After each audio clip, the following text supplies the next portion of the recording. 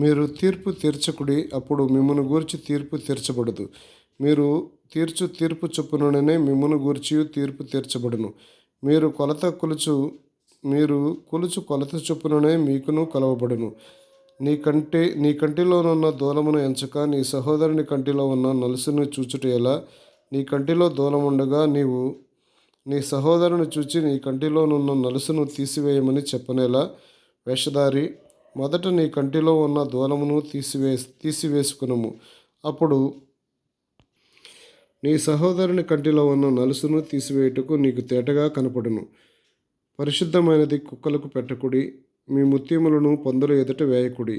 వేసిన ఎడల అవి ఒకవేళ వాటిని కాళ్లతో త్రొక్కి మీ మీద పడి మిమ్మను చీల్చివేయును.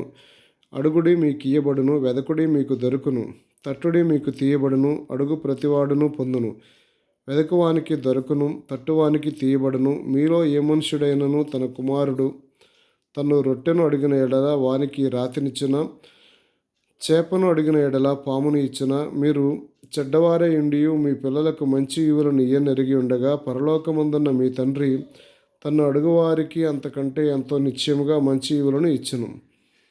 కావున మనుష్యులు మీకు ఏమి చేయవలనని మీరు కోరుదురో అలాగనే మీరును వారికి చేయుడి. ఇది ధర్మశాస్త్రమును ప్రవక్తల ఉపదేశమునై ఉన్నది. ఇరుకు ద్వారమున ప్రవేశించుడి. నాశనమునకు పో ద్వారము వెడల్పును ఆ దారి విశాలమునై ఉన్నది. దాని ద్వారా ప్రవేశించువారు అనేకులు. జీవమునకు పోవు ద్వారము ఇరుకును ఆ దారి సంకుచితమునై ఉన్నది. దాని కనుగొనవారు కొందరే. అబద్ధ ప్రవక్తలను గూర్చి జాగ్రత్త పడుడి.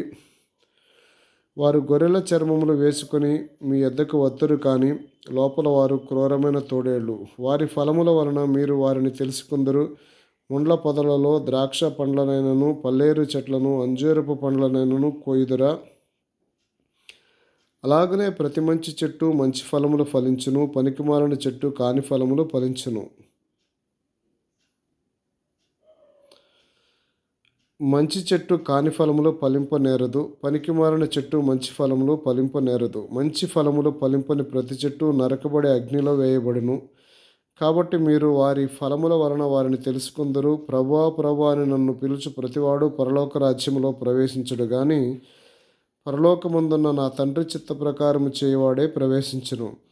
ఆ దినమందు అనేకులు నన్ను చూచి, ప్రభువా, ప్రభువా, మేము నీ నామమున ప్రవశింపలేదా? నీ నామమున దయ్యములను వెళ్ళగొట్టలేదా? నీ నామమున అనేకమైన అద్భుతములు చేయలేదా అని చెప్పుదురు.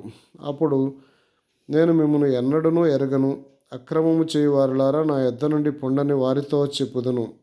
కాబట్టి నా మాటలు విని వాటి చొప్పున చేయు ప్రతివాడు బండ మీద తన ఇల్లు కట్టుకొని బుద్ధిమంతుని పోలియుండును. వాన కురిసెను, వరదలు వచ్చెను, గాలి విసిరి ఆ ఇంటి మీద కొట్టెను గాని దాని పునాది బండ మీద వేయబడిన గనుక అది పడలేదు. మరియు ఈ నా మాటలు విని వాటి చొప్పున చేయని ప్రతివాడు ఇసుక మీద తన ఇల్లు కట్టుకొనిన బుద్ధిహీనుని పోలియుండును. వాన కురిసెను, వరదలు వచ్చెను, గాలి విసిరి ఆ ఇంటి మీద కొట్టెను, అప్పుడు అది కూలబడెను, దాని పాటు గొప్పదని చెప్పెను. యేసు ఈ మాటలు చెప్పి ముగించినప్పుడు జనసమూహములు ఆయన బోధకు ఆశ్చర్యపడుచుండిరి. ఏలయనగా ఆయన వారి శాస్త్రుల వలె కాక అధికారము గల వాని వలె వారికి బోధించెను.